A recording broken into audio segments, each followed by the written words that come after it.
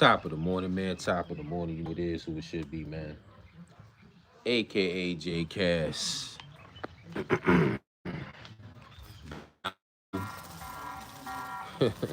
Trucker J. So I'm home and I'm on my leisure time. It's a little rainy in the forecast. We gonna get into it, man. A killer on deck. My oldest daughter came by to visit.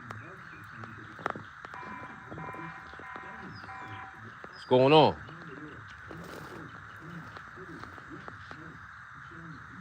You want to get bit, you could pull up if you want to get bit. You know what I mean? She's on a chain for a reason. She is on a chain for a reason. You heard? 5 just, I can't really see it. Blaze, what's good? What's good? What's good? What's up? Yeah, your mutt don't even want to come over here. Yeah. She scared of Coco? Yeah. Back up. Back up. You don't catch Stanley to the head. What's good? What's good, man? It's time to get in here, step in here, man, and do my content. We're going to talk about the crabs in the barrel syndrome. First, I got to unlock the door. It was scheduled for 12 o'clock, and I guess it wanted to go live on its own because I scheduled a time for it, but I wasn't ready. I was still working out. You know what I mean? We're going to talk about this shit, man, because it's ridiculous what we go through in our community, you know? So I'm going to share a story. It's not too many in the building. What's my slogan, man? What is my slogan? You'll catch it later. Here's the thing. Let me get set up. Probiotics work really well for me because I use them in... Let me pause that for a second. Let me get set up, man. You know the slogan. You catch it later. Like I said, I wasn't supposed to go live this fast. I set it up for 12 p.m. and I hit next, and the shit just said, "You are live." I said, well, I guess I gotta cut the. I was done with my workout anyway. I said, I guess I gotta cut the workout short. But we gonna get into this shit today. You heard? Cause when I'm in my work truck, I still get hated on. Why? I'm at work. I'm doing what every constructive citizen should be doing. I'm not selling poison no more that I was selling just 11 years ago. But you still get hate. It's like no matter what you do, in the black community, it's crabs in the barrel. Pull a brother down. You know what I mean? Like I said, I wasn't even ready to do my live because I was about to miss the T, y'all. I was going to pull out old jewelry that they be like, oh, your jewelry fake. Well, I had this chain about 10 years. The one I just got, I had about 4 years. You know what I'm saying? And it hasn't turned yet. So if at the bottom of the jewelry, like the core, if the shit is fake, it ain't turned yet. But like I said, I wasn't ready to do this shit. I was still working out, getting my pump on. You heard? Pause. Nothing like that. But fuck it. We just gonna have to wing it. But I'm gonna share a story up here. A brother in Detroit, he got X'd out just like Nip did. Oh, damn, I'm pushing the wrong. See, I got so many TVs in here. I'm pushing the wrong motherfucking TV. You heard? I'm trying to get this one right. This one, the Fire Stick went out. I ordered a new one. You heard? So now, it seemed like negativity fuels the internet. So now, I'm going to show my ass. Pause. Because normally, I'm in my work truck. Showing you that I'm at work. That keeps this well-oiled machine going. But now I'm a stun on motherfucker. Y'all want to hate? I'm gonna give you a fucking reason to hate. So now I'm in the cage. I'm about to do my thing, man. You heard? It's a mild day in the A. It's like about 60-some degrees. Old man at 51. Hands still work. I don't smoke weed. Don't smoke cigarettes. I barely drink. I try to stay in shape just in case a motherfucker try me. I ain't 6'5". Well, I was 300. I slimmed down. I slimmed down to 278, man. The lowest I got was 269. But you know, when you start working out again, the muscle weighs more than fat. Trust me, I'm from the jungle my whole life. I had to fight my whole life. I lost my mother at 10 and a half. I ain't got the chain on yet. I lost my mom at 10 and a half. I had to fight my whole life, man. Some of y'all motherfuckers had your mom teaching you right from wrong, tucking your ass in bed. Imagine at 10 and a half, you go in the room and you find your mother dead and you touch that cold corpse. Yeah, you don't know what that's like. This boy been through that, you heard? And I made it to 51. I got homies I got one that just jumped in the Connecticut River just not even 7 months ago. Killed himself. Had his mom, dad, had 2 daughters. I had another homie. We was tight since fucking middle school. You know what I mean? Pow! Blew his fucking brains out last year. Still got his mom. I don't know if his dad's still alive. Got a sister, his brother. You looking at a motherfucker that lost his mom's at 10 and a half, found her dead, and I'm still here standing. I would never bow. That's a weak emotion. That's for weak people. Ain't nothing weak over here. I'm still standing. You heard? Y'all want to fucking hate? I'm gonna give you a reason. Now I'm gonna show my ass now. It's like I'm in the work truck doing lives, right? I got time. I'm getting loaded. I had a fucking troll talking about, oh, I'm gonna get you fired. I still got my job, motherfucker, because I was doing it on my time. Yeah, you gonna drop off. What's the slogan? You catch it later. So now I'm doing lives at home now. I didn't want to show all this because then you're going to be like, oh, J. Cass trying to stunt. I ain't trying to stunt. It's like when you try to be real to your people and talk to your people, it's the negative that fuels everything. So guess what? Now I'm going to fuel it today. God damn it. I'm going to motherfucking fuel it today. This is the brother I'm about to tell the story about right here. We're going to play it on the small TV. Then we're going to do it on the big. This brother right here was giving back to Detroit for the past 20 years. 20 years. They said nobody went hungry because he had 2 businesses that he served food out of, like restaurants. And they killed this man just like they did Nick. They killed this man right in front of his fucking establishment. And we gonna be real today. Nigga shit. Killed that man right in front of his establishment, man. You heard? So that's the story we're going to talk about today, but I'm going to put it on the big TV. Know what I mean? Sad, man. And the reason why I'm talking about it, dentures but can't deal with all those expensive dentist visits, you need to see this. Let me mute the sound. It happened like maybe 2 weeks now, and they still talking about it. So it must be something serious about this story, man. They said this man was like the neighborhood Nick, giving back to the community. And what we do? Take him out in front of his establishment. Come on, man. I'm not reading no fucking comments right now. If you positive, I salute you. If you negative, this is what I come home to every day. So match what I had when I was in the streets and match what I got now after the streets. If you want to troll J. Cass, because I'm not for the play. I'm not one of them. That shit fuels me. I don't run away from a troll. See, this shit is everywhere. They talking about this dude that he was a good dude, man. Right there. We gonna talk about this shit. I'm gonna play it. And while it's playing, y'all focus until I get into Mr. T mode. You heard? Y'all wanna hate? I'm gonna give you a fucking reason to hate me.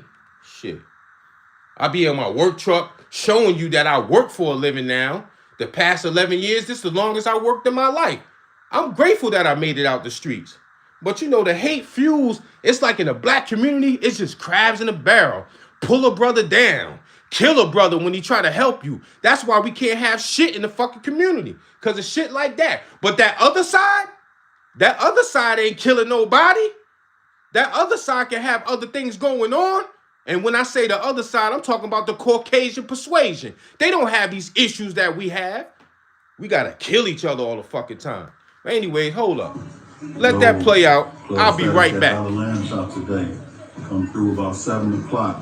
I'm gonna have them on the grill, $1 lamb chop. We got $5 Hennessy, $5 Grey Goose, $5 mixed drink. We got Slice, a DJ. We doing karaoke. We got Frankie, she's gonna host.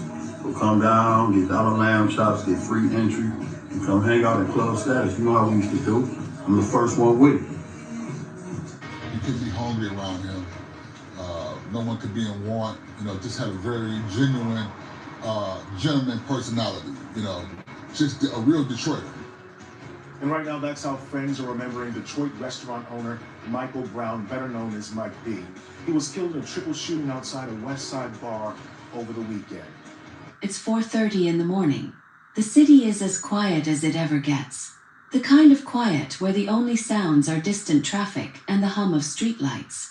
Outside a cocktail bar on Schaefer Highway on Detroit's west side, 3 men have just been shot. 2 are found crumpled in front of Suite 100 Lounge. The third, he's across the street, lone, on the cold pavement of a city he spent his entire life building up. And here's the thing that will stay with you. That man across the street wasn't some random face. He was Michael Mikey Brown, 52 years old, father, husband, the guy who fed Detroit lamb chops for $2 when he could have charged 20. The man who turned empty buildings into full rooms, full of music, full of laughter, full of black Detroit showing up for itself. He wasn't supposed to end up on that pavement. Not like that. Not there. But he did. And right now, nobody knows who put him there. Investigators arrived to find multiple shell casings scattered across the scene. 3 victims, 1 location, the middle of the night. And when the dust settled, Mike B was the only one who didn't make it. The 2 other victims survived. Their identities still have not been released. The circumstances that led to the shooting, still unclear. No suspects, no arrests, no description of who pulled the trigger. Just questions. And a community that woke up Saturday morning to news that left them speechless. To be asking out loud yet. But before we go further, if you're here watching this, it means you care about real stories, real people, real justice, cases like Mike B. S matter to you button right now. Subscribe to 3 AM Files and click that bell so you never miss a case. These stories only reach the people who need to hear them when you help us push them out. This one matters. Don't let it get buried. Let's go back to the beginning, because to understand what happened that night, you need to understand who Mike B was. And once you do, this whole thing hits completely different. Mike Brown didn't come from a world of restaurants and press features. He came up through the streets of Detroit the way a lot of men in that city did. Grinding, hustling, building something out of nothing. He started as a party promoter. He threw events. He had an eye for talent, an ear for what a room needed to feel alive, and a personality that made people feel like they belonged wherever he was. That's a rare thing. And Detroit noticed. Before there was sloppy chops, before the tomahawk steaks and the lamb chop specials that had... All right, I'm back. Yeah, let's talk about it. I don't know what you heard if you was paying attention. This brother was providing for Detroit. He was putting on for his city. In the trenches, had 2 businesses, and they said, oh, everybody knew who this guy was. Everybody knew who Mike B was. Why would you kill that man? Then they said he was found across the street, and the other 2 was hit up in front of the business, but he was across the street. But everybody knows this man for 20 fucking years. And they said if you needed something to eat and you was hungry, he put on for his city. He fed everybody for free. And that's what you do? That's what I'm saying, man. In the black community, it's crabs in a barrel, and you need Uncle Ruckus like me without the cross eye to let you know. Somebody got to let you know, yeah, you dropping off, because y'all don't want to hear the real. I love when y'all drop off. Because, see, when you tell a black man about themselves, because it's mainly black women, it's black men. It ain't black women. You understand me? It's the black men doing this to other black men that give back to the community, and somebody got to tell you about yourself. Well, OGJ Cass is gonna do it. So you can troll me all day you fucking want. Because guess what? This is what I come home to every day. So you know what? Troll me, say what you want. But this is what I come home to every motherfucking day. So you know. But see, me, I come from the mud. My existence started in 8 Mulford Gardens, Yonkers, New York. Yeah, you know where D Block from, DMX, Mary J, Son of Sam even was in Yonkers. I'm from the trenches. I'm from when they threw crack in the hood. When I was in the projects, 8 Mulford Gardens. Look it up. If you want to see J-Cast projects, look up the Dipset Anthem video and you'll see my projects. You understand me? I was there when they threw crack in the hood to destroy us. Yes, the government. Red, yellow, and blue tops on the ground, 12 skinnies. Dirty syringes with brown blood in it. Pissy hallways. Roaches, rats. We had incinerators in my projects where you open the incinerator, you come out your door, you open the incinerator and you drop your garbage in there. We basically was sleeping on a time bomb because it's a lit gas 24/7 in each building. I come from that. So now that I emerged and made it without a mom, because all I had was 10 years, 2 months before my 11th birthday, she went to the Essence. And now that I made it here, this little bit of house, a little bit of man cave, a little bit of pool and upper deck, lower deck in the back. When we purchased this house in 2021, there was fucking dirt back there. We had everything built. I get hated on, but I got it out the mud. When we moved to Atlanta back in 2014, you know what a shoebox full of money is? That's how I fucking got down here. And I have my CDL license to fall back on. In life, it's chess, not checkers. But I'll still get hated on. Why? Because that's what we do in the black community. Now, it feels good to say next door, that direction, right next door, they're white. Behind me, white. White, white. But guess what I don't have in my neighborhood? They might not speak. He only spoke when we first moved in because we purchased the home. You understand me? And then he started hating when he started seeing us progress and build and add on. And he still got the same bullshit debt that he had since we moved in. So you get neighbors that hate, but guess what? He doesn't bother me. He doesn't damage my property, nothing like that.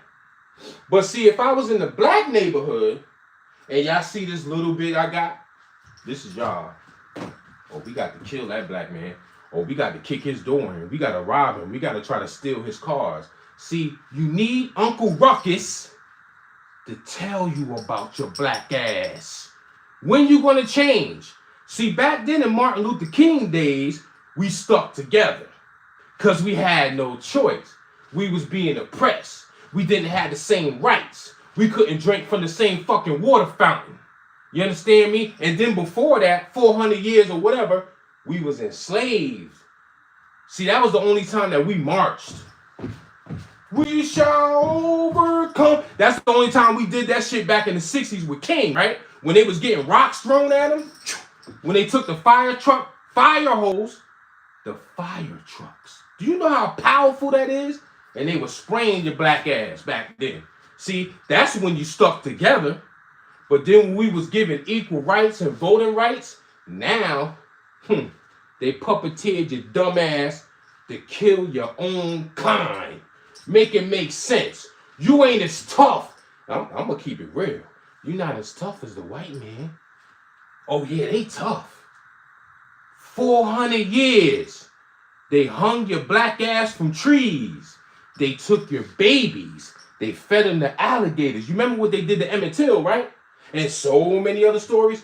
Mary Turner. They hung that woman upside down. I forgot. They burned her first. Then they cut the baby out her stomach. The baby fell on the ground. And they stomped the fucking baby's head, a newborn. Yeah. They gangster. If you were so gangster, why not return the favor? Nah, but you're not. But with me, you'll blow my top off so quick. But with them, you won't do shit. Now make it make sense. Make it. What's my slogan? Pardon my back. The fuck out of here. Y'all ain't tough. You understand me? You got King turning around in his grave. You got Malcolm X turning around in his grave. Yeah, Uncle Ruckus today, I'm going to tell you about your black ass. You ain't shit. That's why I stay out the way. You heard? I don't want to be bothered with you. Damn, I scratched on the first damn. You must have gave me bad luck because I scratched on the first damn hit. Pissed me the fuck off. Yeah, I'm Uncle Ruckus today. Yeah, you drop it off. But what's the slogan? You catch it later. The fuck out of here. Black people ain't shit. That's why I stay away from y'all little niggas, man. Specials that had people lined up around the block. There was club status on 8 Mile and Telegraph. Pay attention. And before that, Dynasty Lounge. Mike Brown ran both. And the way people remember those clubs tells you everything about who he was as a man. Former employees said he had a habit of giving chances to people who didn't have many options. One man wrote on Facebook after Mike's death, "I was lost on how to get some money when I left the streets alone. You allowed me to throw parties at Status and showed me legal money to spend the same." That one line. Read it again. Because that's not a... Hold up, I just seen somebody say you ain't from shit. Yo, whoever you is, 57, eat a dick. How you gonna tell me where I'm not from, you fucking bozo? You sound stupid. Anyways, let's continue. Club owner talking. That's a mentor. That's someone who understood what it meant to be at a crossroads and used his platform to point people in a different direction. Hip-hop artists remembered him for his weekly showcases. Us hip-hop heads was there for Murda the Mike Night faithfully every week, said one artist. Mike B was a bridge.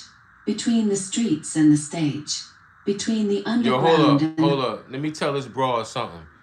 Whoever this chick is. Addie Wavy, you dumb motherfucker. I'm a truck driver. We didn't get no 2K check, you fucking idiot. We keep the world moving. How you sound, stupid? I was driving the truck the whole time during COVID. We wasn't fucking sitting on our ass like you was, your welfare recipient. The fuck out of here. Mainstream. Between what Detroit was and... That's exactly what I mean. People talk negative, don't even know what the fuck they talking about. We keep the world moving, fool. We didn't get no check. We still had to work during COVID and wear a mask every time we went inside a business, you idiot.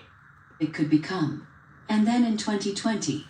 Don't you feel stupid? Pandemic that was shutting everything down. Talking about Mike 2K Brown check. Opened a Get the restaurant, fuck out of here. You Happy did. Chops, Bum on ass. West McNichols, just off the Lodge Freeway. In steaks, ribs, tomahawks, the kind of cuts that belong downtown, planted firmly in the neighborhood. But the move that made people stop and pay attention. The $2 lamb chop specials. In Detroit, lamb chops aren't just food. They're culture. They're tied to Sunday dip. What's good, bro? Showing love from El Paso. What's good? You got some people up here that's good. You know what I mean? What's his name? Antoine? What's good, man? But you know, sometimes you gotta tell us about us. Sometimes you gotta tell us about us. Somebody gotta do it. Where's these OGs at? Like when I was in the streets, man, listen, if you violated women, children, or the elderly, your ass got dealt with. You understand me? The hood dealt with you. These youngsters don't have no OGs teaching them that. When they see they op over there, they in the mall or something, they got their baby girl or son in the stroller, they with their lady, guess what they do? They pull the blick out and shoot everything moving, miss the damn op, hit the baby, hit the BM, hit the grandma, hit the grandpa. That's not how we move when we was in the streets. If we had a problem and your op was right there, and guess what? The family around. Yo, son, let him live. Let him part of my back. Let him live. We'll get him next time. Y'all ain't got no OGs teaching y'all dumbasses that. You heard? Matter of fact, in my time, We put these up. We went with these first. Then, if it got real, you went to the heavy artillery. If you had a problem man-to-man, mano-to-mano, you put your fists up. You understand me? It's nothing. You gonna get hit in the fight, baby boy. Why you so scared to fight? Why you always gotta go grab the blick with the switch on it, with the 30? Why can't you put your hands up and get hit in the face? You heard? Y'all not cut from that cloth. J-Cass is. And at 51, I'll put your teeth on the ground. I'm still nice with my hands, because guess what? I'm not scared to fight. Don't shoot me. If you got a problem with me and you recognize his face in public, don't shoot me. Put your hands up and watch what I do. I'ma wash you. I'ma wash you. I stay in shape on purpose. I don't want no problems. You heard? I don't want no problem. That's why I stay out the way. What you think I moved my family from up north down bottom for? To get away from this shit. Peace, you got to protect your peace when you get to a certain age, because we all come from nothing. We come from the bottom. And if you remain in those environments, your kids going to be trying to go to school, right? You got the drug dealers on the corner, kids going to school, they seeing it. They seeing the money, they seeing the cars, they seeing the fresh outfits on the fits, whatever y'all call it, the fits. They going to get influenced regardless. I'm trying to keep my grades good, ma. But my clothes is bummy, ma. But right here, boy say he gonna throw me a pack, ma, and I could get right. It starts in the home. So if you take accountability for your children, you won't have to worry about them doing team fucking take. Sit, hold on, let me move this camera up, so I feel like this shit is too long. Catch your breath, J-Cass. Let me say, since when we been doing team takeovers? I don't recall doing that when I was coming up. 100 teenagers going to different malls. We had it happen here in the A. Cumberland Mall, I guess the Battery or something like that. We had it happen, Stonecrest Mall. A couple of places. It ain't the other side. I see less and less. If it is one in the crowd, and you know what I mean, this complexion, they a wannabe. But it's 99% black children going to a fucking mall to terrorize it? Remember back in the day, we had that commercial, it's 10 p.m. Do you know where the kids are? What happened to that commercial? Part of my back. The fuck out of here. What happened to that commercial? We don't have that no more. What are you teaching these kids? Now, you can't say all these kids is bad, because I gotta admit, when I'm doing my 1-2, if I'm out, I'll be knowing certain females. They got teenagers that still live under their roof, and they not out there terrorizing shit. They at home, they go to work. So it starts in the home. So just think, if every parent, matter of fact, they did one in the Bronx too. Bay Plaza, they had a teen takeover, smashing glass. They arrested like 17 kids, just doing stupid shit. Now they posted on social media, oh, we're gonna be over here at such and such a time, such and such a date. If that was one of my kids, don't do that. But if that was one of my kids, I'd be like, listen, you little motherfucker. I know what they posted online. And if I find out you went, when you get home, you might as well give your ass to God. Give your soul to God and your ass to me, because I'm going to whip your ass. It's called take accountability for your goddamn children, and they won't be out there doing team takeovers. Make it make sense. It ain't them. I don't see 100 white kids from the suburbs. Hey, let's go and terrorize the malls and the stores. Nah, that's some nigga shit. And I'm Uncle Ruckus today. I don't care about the profanity. Some people gotta keep it real, on the internet and you looking at a real one right here. Take accountability for your goddamn children and they won't be going. That shit is embarrassing. I be at work, I'm sitting in the office, and I gotta hear a white person say, hey man, hey John, what's going on with all the kids going up to the mall and terrorizing shit? What can I say? What can I say in our defense? Because it ain't them doing it. It's us doing it. I can't even say shit. I'll be like, you know what? You're right, sir. It ain't my children. That shit is fucking embarrassing. That is embarrassing. All these young mothers want to get their hump on, popping these babies out, but don't take accountability for their goddamn children. Make it make sense. Now we doing teen. This shit is crazy. You turn the news on, you got 100 teens going, destroy. You know what? Fuck my mouth. You know what I mean?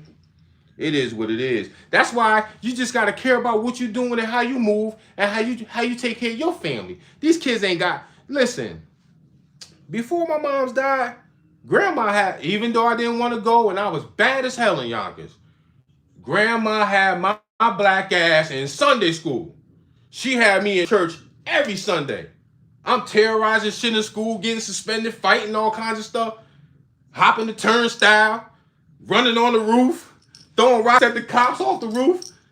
Sunday come, here come grandma. I'm like, damn, man, I gotta go to church. She put that moral compass in me, the fear of God in me, where I wouldn't just go out here and bang, blow your brains out. Now, if you violate my family, it's off with your kufi. Oh, it's in me. Long as you don't violate, I ain't gotta demonstrate. But I'm not just gonna go out here and say, oh, since when we been doing, and it's been happening the past, 10 years? Since when we been doing, I'm smoking on somebody's soul. That's some sick fucking shit. Your kid is saying on social media, he caught a hat, right? Lingo. He popped somebody headshot. And he's smoking on their soul? Yo, where did they learn that at? Because I'm pretty sure their mom ain't teach them that. These kids got some demons in them that is just unbelievable. Even with me in my dwelling in the street, my fights, the shootouts, all that, I ain't never sit there and say, I'm smoking on somebody's soul? That's the problem. Because these damn young chicks popping out babies before they supposed to. Then they don't teach their kids about God, church, and there she go. Acting crazy. Anyways, you got to have large breeds at your house. That's the first line of defense. I know I changed the subject. That's the first line of defense. You got Cane Corso, Rottweiler, and they be on go time. But anyways, so these parents is not sending their kids to Sunday school, not sending them to Bible study, anything. They don't have no godly spirit at all, because there's no way in hell you're going to sit there and say, I'm smoking on somebody's soul after you assassinated them. I don't see this side. I don't see this side. You know what I mean? I don't see them doing this. What they do, they get high off of opiates. They OD on drugs. They shoot heroin. They take meth. That's how they get eliminated. But in our community, it's the switch. That's how we get assassinated. That's how we lose our youngsters. When that other side, oh, Becky, she had some pills that had fentanyl in it, and I lost my Becky. I'd rather have my kids die from that than every day I turn on the fucking news. And this is another argument I had. I'm Uncle Ruckus today. I'm doing good. So I had an argument with somebody at work, same color. Yo, man, they only show what we do to each other. No, nigga. They show what's on the fucking news. So if it's this city, this town, and somebody gets their head blown off, they showing what happened. It ain't them doing it. It ain't them doing it. It's your black ass doing it. And they gonna televise it. So I don't want to hear nothing about, yo, J. Cass, they only show what we do to each other. The news is rigged. Man, if it was a shooting right now, they gonna talk about it and somebody lose their life, they gonna talk about it and they gonna televise it and they gonna say who the suspect is if they get a suspect. I had to take the sweater off because, you know, when you talk, you get hot. Now, am I lying? No. So, now what was I trying to get to? I know we was talking about this brother right here. I know the title said, Black people, we are plagued with the crabs in the barrel syndrome. It's true. Even you trolls that left 1,000 messages, but guess what? I didn't look at none of them because I'm preaching right now. I don't even want to look at your negative messages because at the end of the day,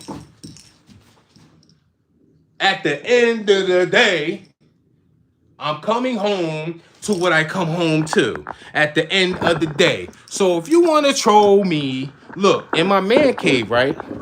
This is real leathers. You heard? So if you want to troll me, troll me. What TV you want to watch? Can't watch that right now because the Fire Stick acting stupid.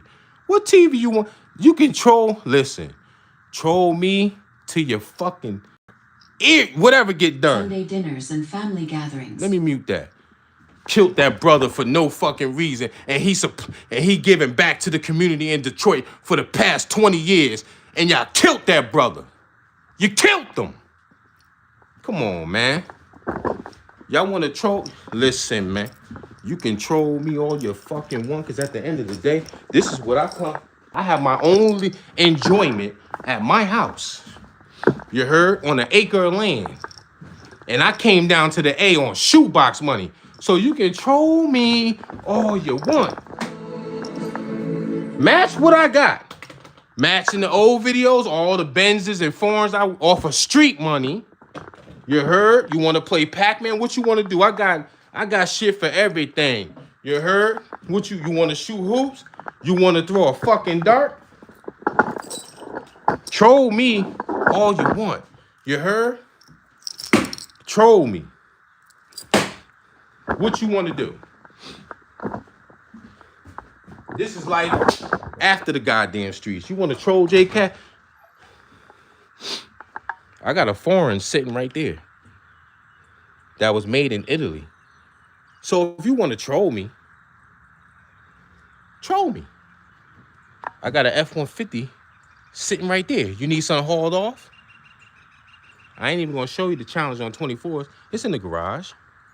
Let's step outside. I'm on an acre of land. I live peacefully. You heard? Oh, that's just my camera going off. You want to troll me? Troll that. 2023. Troll that. Look it up. Made in Italy. It wasn't even made over here on American soil. You want to troll me? Get the fuck out of here. What I look like? Man, come on, man. So, yeah, you talking to... I ain't even gonna go to the back, show the pool. Look in the other videos. When we first got this house, it was nothing but dirt back then. Sometimes you gotta toot your own goddamn horn. Now, so that's for the trolls that's in this comment section saying anything negative. Match what I had before the streets, because it's in the intro. All the cars. Which is bullshit, because the cars depreciate once you take them off the lot. But I really got it out the mud. I really got those cars in the trenches. Do you know what it's like to ride around in a Mercedes-Benz with 22 staggers on it, in the hood, surrounded by ops and enemies and haters? 20 plus years. I had all those whips in the trenches. You heard? So you gotta be of some kind of caliber to do that. Now, anyways, let's get back to this crabs in the barrel. Killed this poor brother Man, dude was giving back, had a family, a wife, and everybody knew who he was. And he high yellow. So it wasn't like, oh, son, I hit him up by accident. You knew who this man was. And y'all take him out. That's why you can't give shit back to the community. Trolls, you can say whatever you want. I'm living. It's Sunday. I'm good. I'm about to eat my breakfast after this. You heard? So you can troll me all you want. Let's get back to the story. Pay attention. Let's go back to the beginning, because to understand what happened that night, you need to understand who Mike B. was. And once you do, That's his this wife, whole thing man. hits completely different. Mike Brown didn't come from a world of restaurants and press features. He came up through the streets of Detroit the way a lot of men in that city did. Grinding, hustling, building something out of nothing. He started as a party promoter. He threw events, had an eye for talent, an ear for what a room needed to feel alive, and a personality that made people feel like they belonged wherever he was. That's a rare thing. And before there was sloppy chops, before the tomahawk steaks and the lamb chop specials that had people lined up around the block, there was club status on 8 Mile and Telegraph. And before that, Dynasty Lounge. Mike Brown ran both. And the way people remember those clubs tells you everything about who he was as a man. Former employees said he had a habit of giving chances to people who didn't have many options. One man wrote on Facebook after Mike's death. Did you hear what the fuck she just said? He was giving chances to people that might not have had a chance for employment. And look what the hood did to him. So you mean to tell me they ain't recognize that was Mike B? High yellow. He looked like he probably about my height, above 6 feet, because I'm 6'5". You mean to tell me they ain't know who he was, and he been in the community for 20 years, and they said people never went hungry? Do you know how bad poverty is, especially in Detroit? Detroit is like New York, Philly, Washington, like D.C., Jersey, anywhere where there's Atlanta, anywhere, Memphis, where there's hoods and people are starving. This man was providing for people, and y'all took him out. Hypnotized by hatred.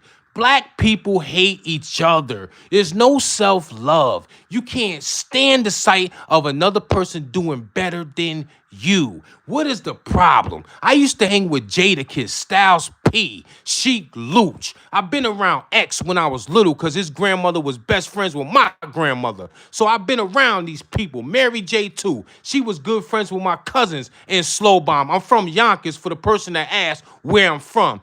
And there was never no hatred. You understand me? From me.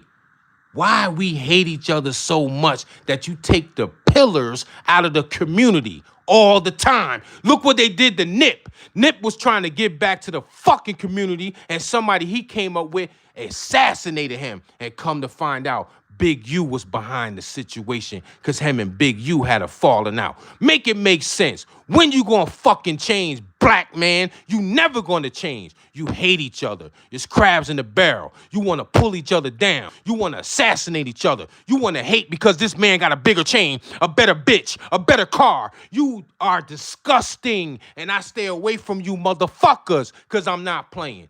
I tell you what, I'm just sick of it, man. You got all our ancestors turning in a fucking grave. I'm not from the South. Don't you know these people down here fly that Confederate flag? They're proud of it. Don't you know in slavery and in lynchings that Confederate flag was in the background? Guess what? These folks here in the South are very bold. They have it on a license plate.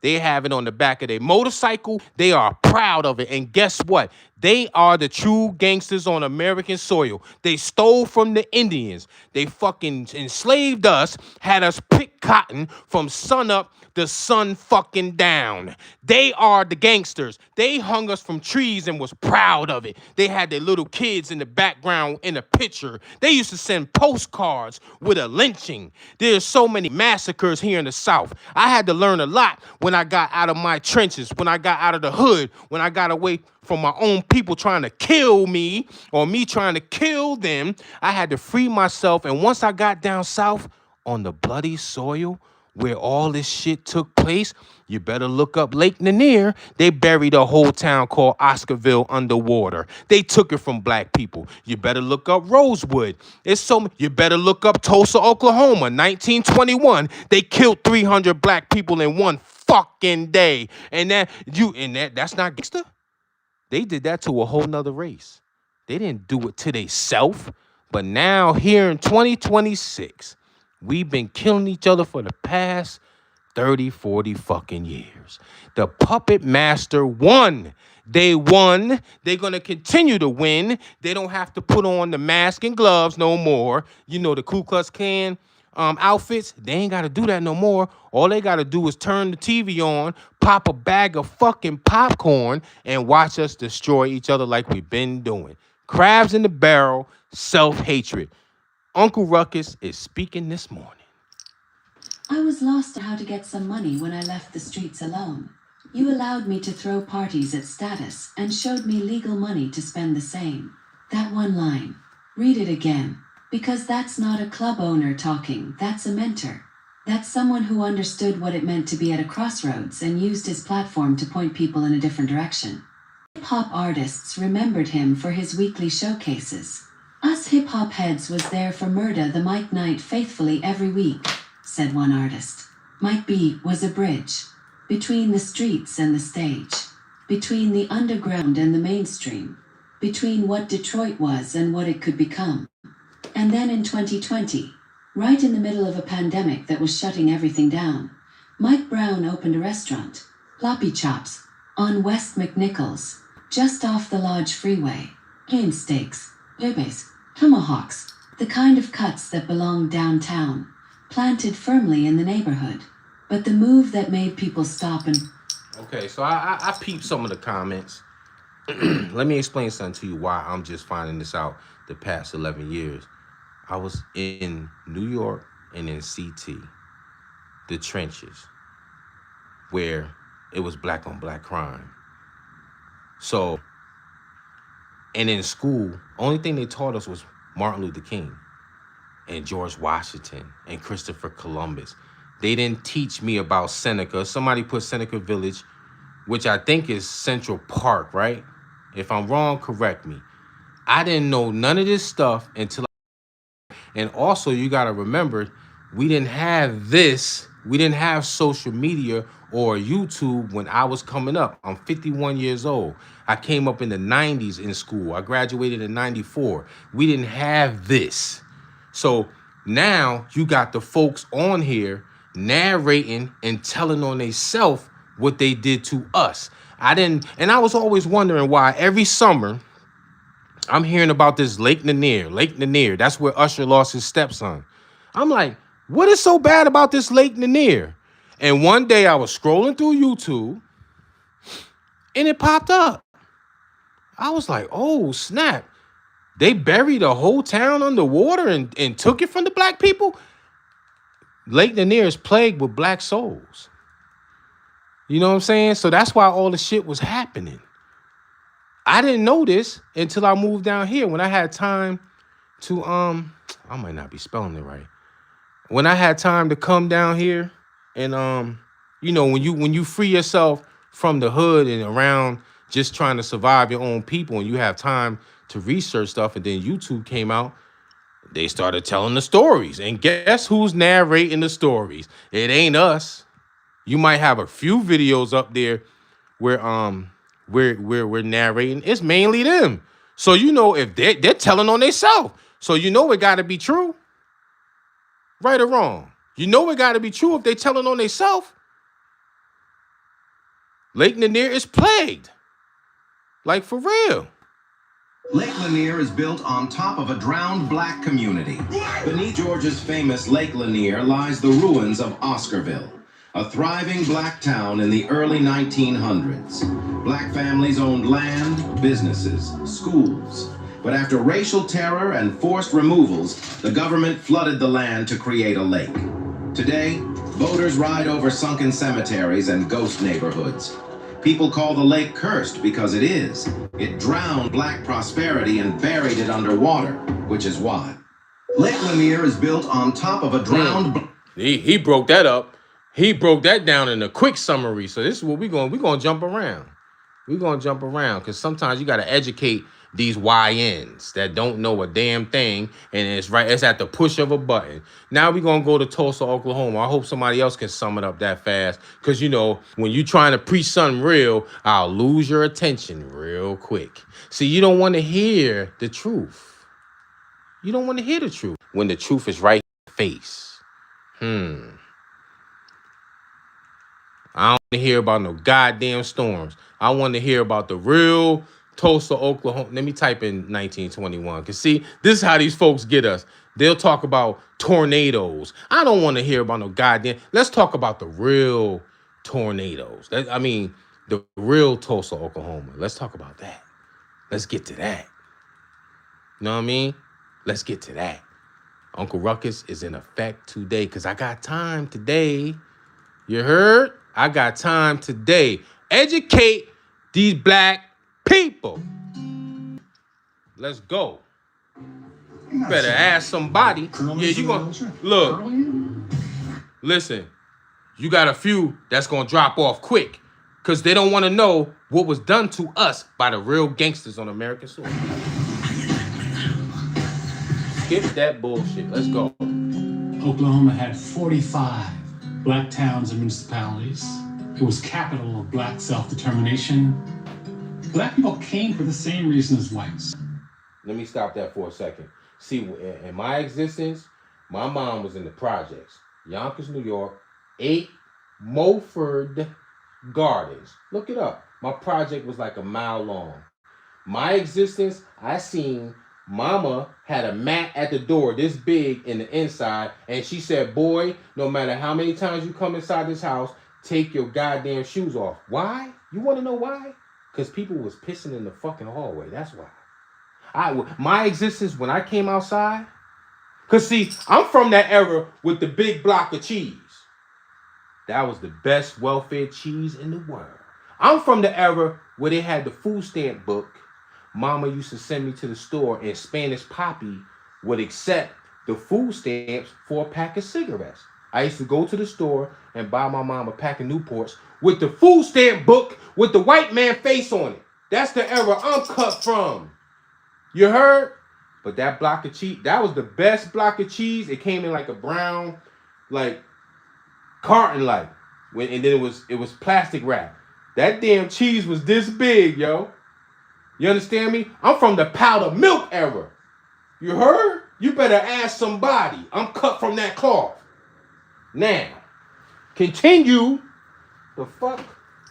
Stop playing with me on this fucking internet, man. Got the right one today. They saw in Tulsa an opportunity for business. And a message, trolls and real ones. Subscribe to the channel because I love educating my peoples. Let's go.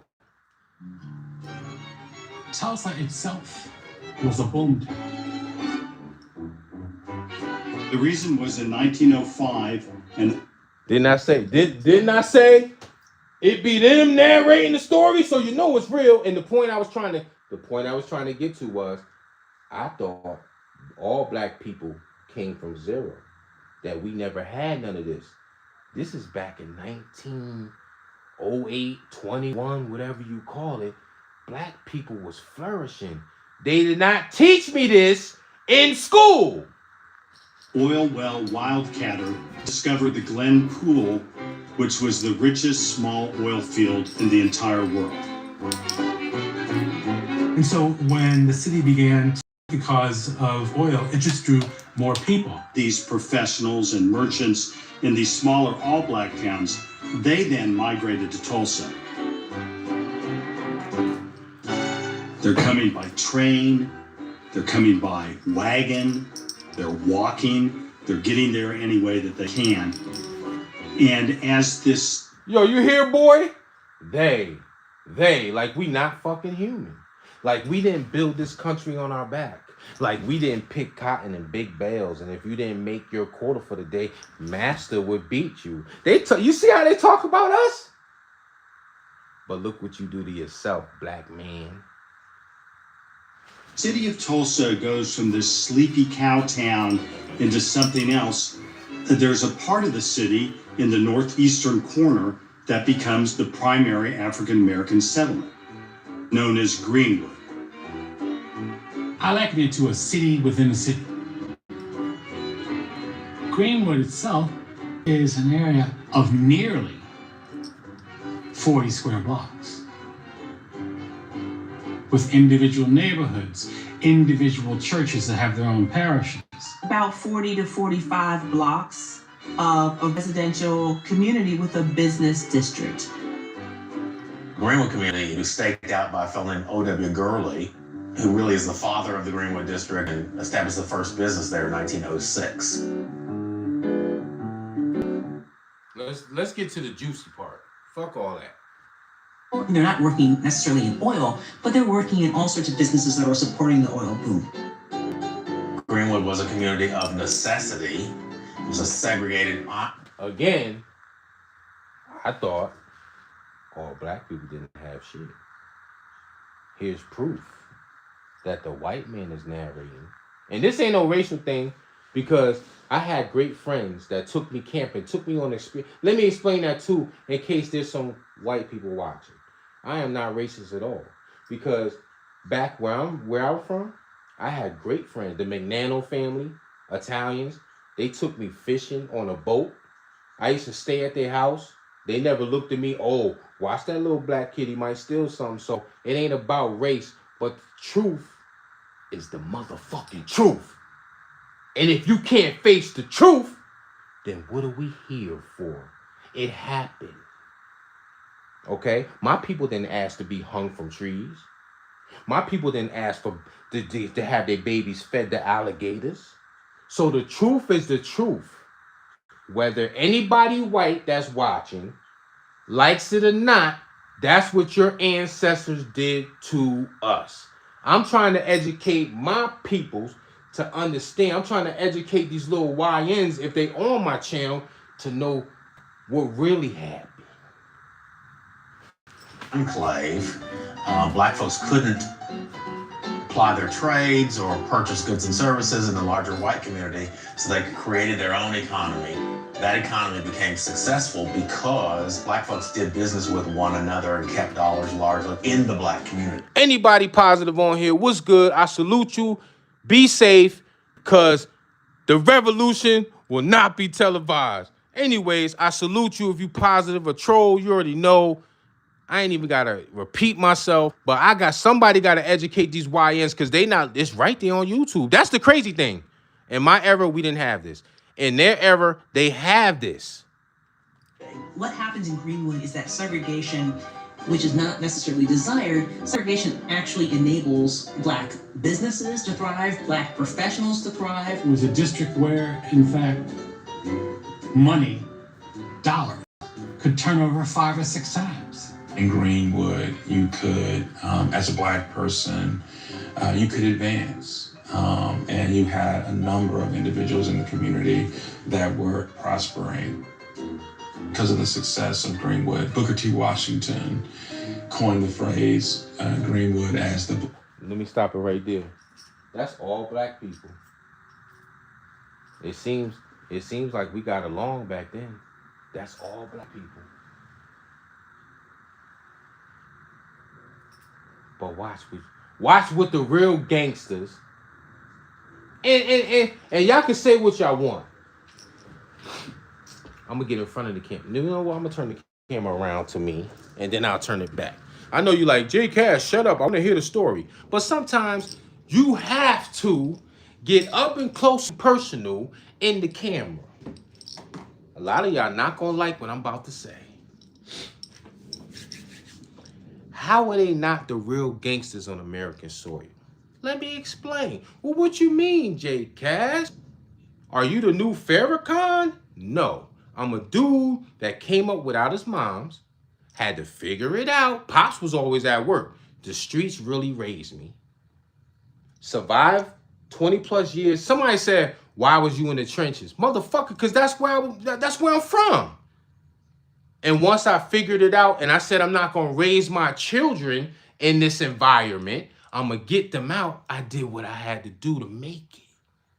I got my hands dirty. That's how I made it to Atlanta. Shoebox full of money.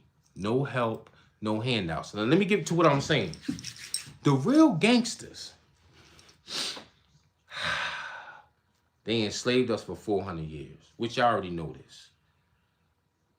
They had an overseer that sat on a fucking horse. If you passed out, listen to how bad it was back then. There was no AC.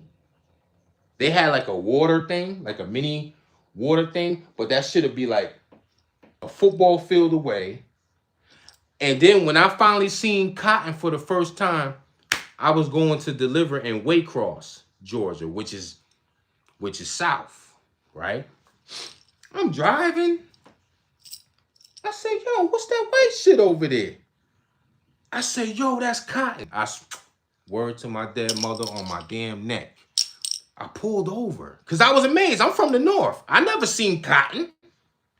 I pulled over. And it only comes to like, I'm 6'5", so it only came to my kneecap. Imagine being tall back then, picking some cotton, bent over all day from sun up to sundown. Have you been down here in Georgia? Do you know how excruciating that heat is? Anyways, so I bent over. I went to pick it, right? Started bleeding. I said, yo, what the fuck? I was amazed, but then it brought me back in time in my mind. And I'm like, this is what my people went through for 400, not 100, not 200, not 300, 400 years. 400 years, man. And in my mind, I'm like, yo, all them street wars I was having. Now, the good thing about it, I gotta this word to my mother, man. When I was hustling, I ain't sell to black people. I had this one black runner. Her name was Janice. I hope she's still alive because I've been out the game almost 12 years now. I only sold to them because they had the money. I had a bridge inspector. I had a doctor. I had this dude. I had a teacher. My wife can attest to that because when I got busted in 2006, I still had to make money. She made a couple traps. She busted a couple licks for me. You understand me? All my custies was white because they spent that motherfucking money because I sold nose candy mainly. You know, that's an upper. If you know anything about drugs, if you was in the game, powder, upper. You could, I never tried it, but you can, man, them motherfuckers, boy, they be ready. Now crack, they hit that stem. You know the stem you could buy at the gas station? Niggas, if you been outside and you hustle, you know them little stems at the gas station with the mini rolls in it? They would take that stem, because I used to supply the stems too. I was so ruthless when I was hustling. I would provide the stem. They take that shit out, take a part of the Brillo pad. You know the Brillo that you wipe the fucking pans with? They stuff it on one end. They put the crack in there.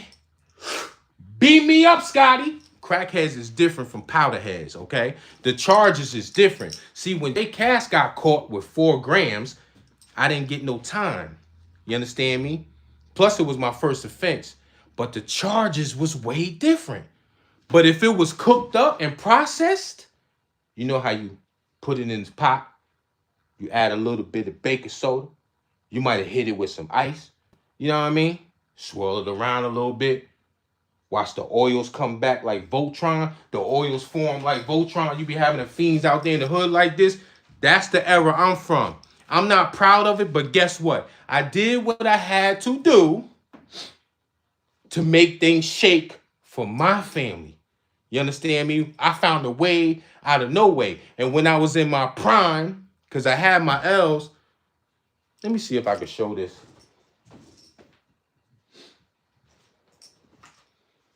I went to this school.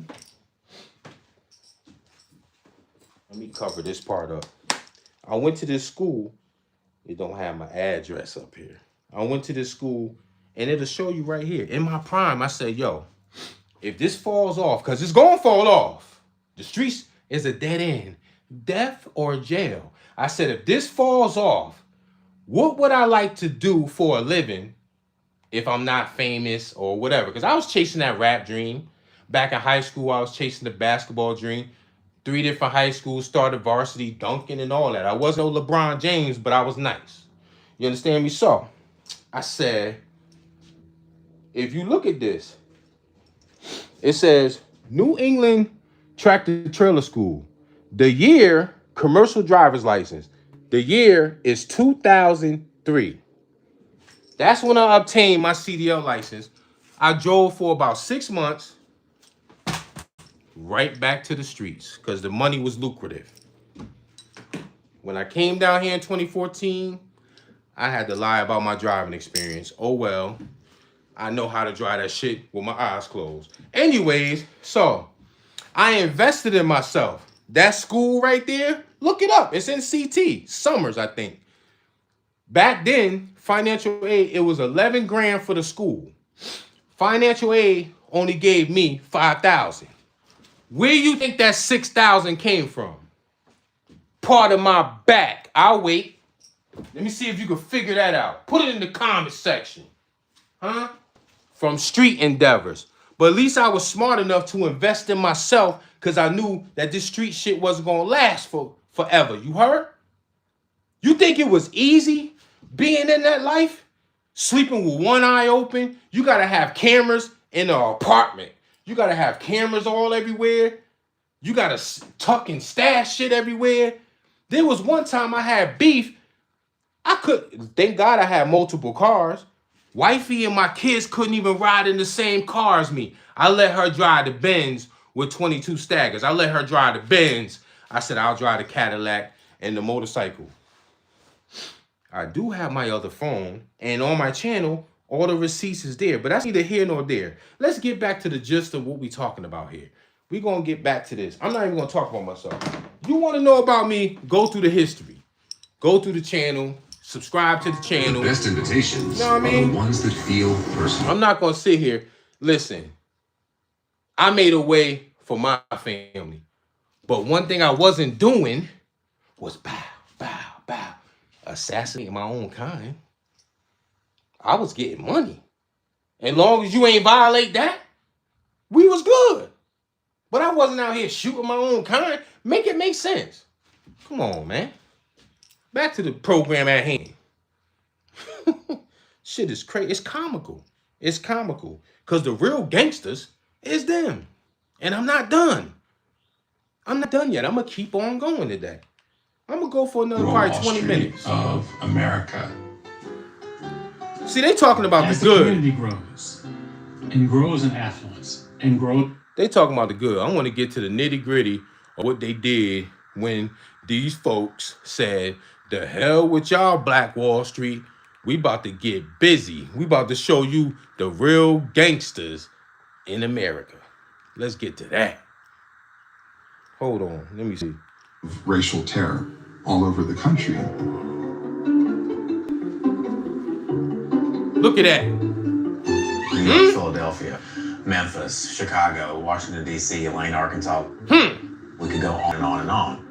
You heard what he said? Let me rewind that for the YNs that don't understand who the real op is out here. New York, Philadelphia, Memphis, Chicago, Washington, D.C., Elaine, Arkansas. Let me stop it right there. You see that brother right? Where's my... You know how in school, the teacher take the ruler? Look at that shit right there. Look at that shit right there. That's a black man. Look at that right there. That's a young kid. Look like he about 10 years old. Look at them standing around. Look at them standing around. They took pictures of this shit. Is that not sick? Of a black man dead, neck snapped, hanging from a goddamn tree. They are the real gangster. That's gangster. They not doing it to theyself. They doing it to a whole nother race. And let's not forget, they did it to the Indians and took their motherfucking land. Now, that's gangster. Go on and on and on. A lot of these riots are really fueled by anxieties about Black advancement and Black success. They didn't teach me this in high school or middle school. I never heard of Black Wall Street until I came down south. So I was 45, I think, because I turned 40 here in the A. I was 45 when I just started doing my research and my homework. We have a church today. I'm going to teach you little YNs some real shit if there's some ones on here. We have a church today. They didn't want you to prosper back then, and they took it from your black ass. Then they puppeteered you to kill each other. Now that's gangster. And we're not only talking about cities like Chicago or DC or New York. We're talking about cities like Tulsa. In 1921, those same tensions in the United States were present in Tulsa. And it did revolve around jealousy and resentment. It threatened the system of white supremacy. Certainly in Tulsa, which was an incredible concentration of black wealth. You can look at Tulsa as a tinderbox. Like, what is the spark that's going to ignite it?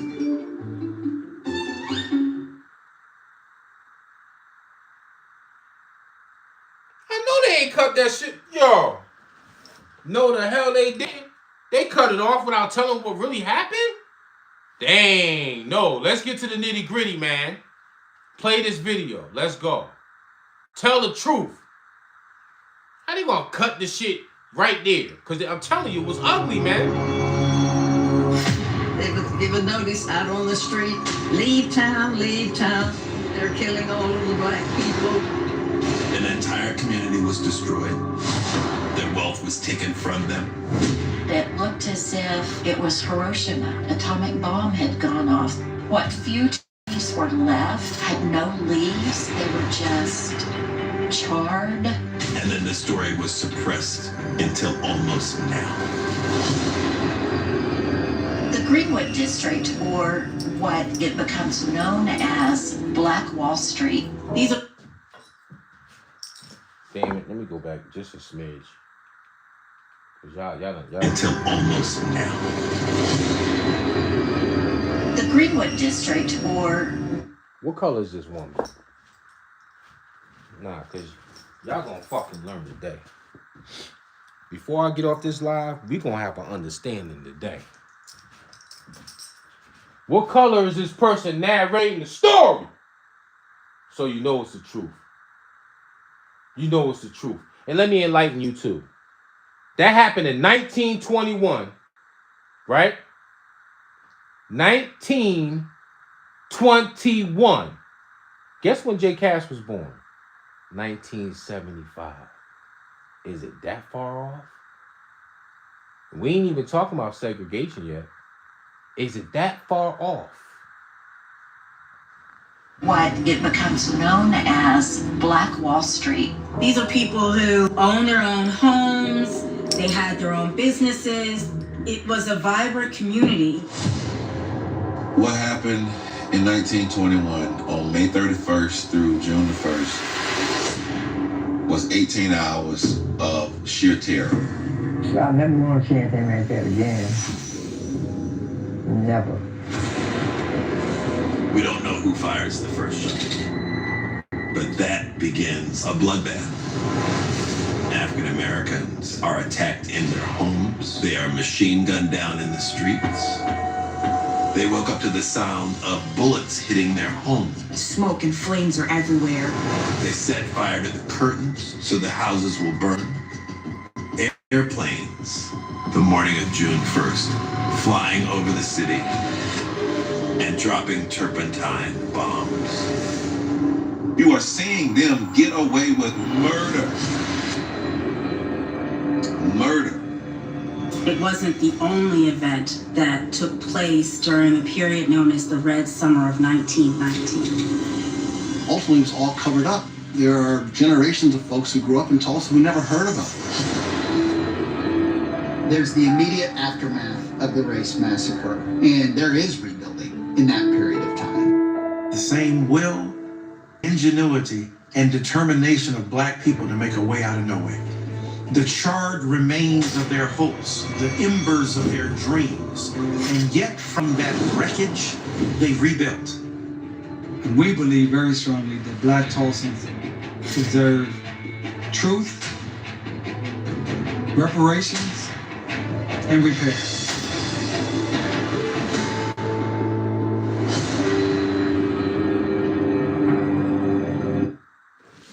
I swear to God, every time I see this, man, every time I see this, even though that's not none of my relatives that I know of, every time I see this shit hit.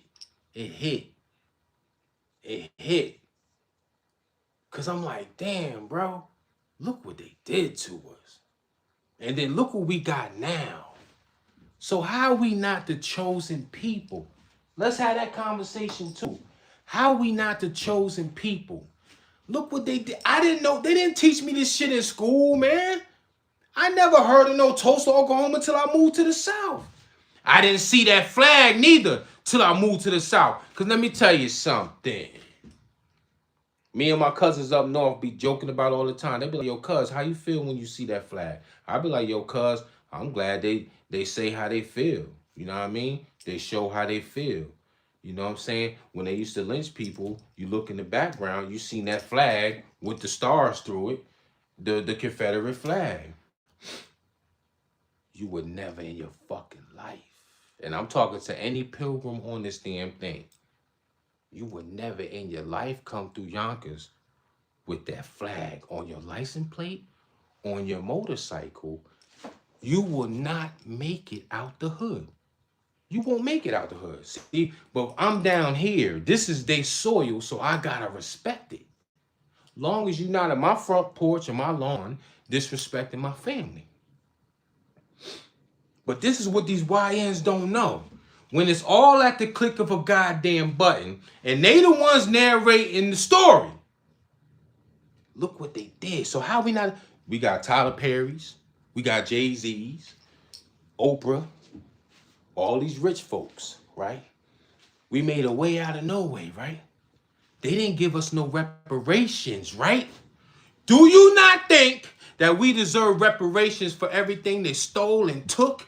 And then they let all these folk come over here. When you go to the gas station, this ain't a race thing, I'm just speaking the truth. When you go here, and especially here in the South, every gas station I go to, it's the Indians. If they're not Indian, they from some kind of descent from over there. Every single gas station. We don't own a motherfucking thing. The only thing we probably get allowed to own is some property if you're Jeezy or T.I. or somebody. But the point I'm trying to make is, how are we not that race? Because we overcame 400 years of slavery. And then let's fast forward to Jim Crow. Let's fast forward to Jim Crow. And the Rosa Parks can't sit in the front of the bus. You got to take your ass to the back. Oh, listen, little niglet. You better not drink from that water fountain. You better not sit in this restaurant. You better not go to that bathroom. Let's not forget that. We overcame that too. Now imagine if we did that to the other side. They wouldn't, I don't even think they would exist right now. They wouldn't know how to bounce back from that. This race right here is something in this DNA that a lot of people don't like. And guess what? You don't even like your fucking self. Now, if that's not gangster, they did all that to us. We turn around and we do it to ourselves. Now, you know, listen, if that's not some gangster shit for you, I don't care what you say, troll. Because the truth is the truth. They not doing that to themselves. The only thing you hear about them, it might be some domestic, or they ODing on opiates. They meth heads. That's all you hear about them. Would you hear about us? Bang, bang, bang. Chicago. Bang, bang, Memphis. New York, Philly. Every hood in America. Mississippi. Bang, bang, bang. That's what we do to each other. Then we rap about it in songs, right? Oh, I'm smoking on this person's soul. And I'm smoking. what kind of shit is we living in? Now I know for a fact, I don't know for a fact because I'm not God, but I know that Martin Luther King is sitting in heaven like, I done took stones to the face, I done got locked up, I done got assassinated, got his damn dome what he got hit in his neck, his head, where he got hit at in Memphis.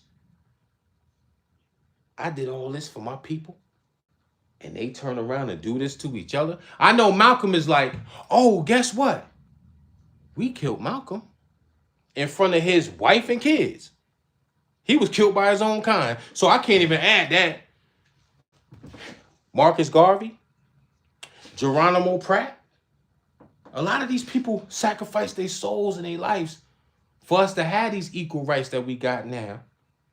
And guess what we do in every hood in America? We kill each other. And why you think that is? Just like them folk, because hatred is taught.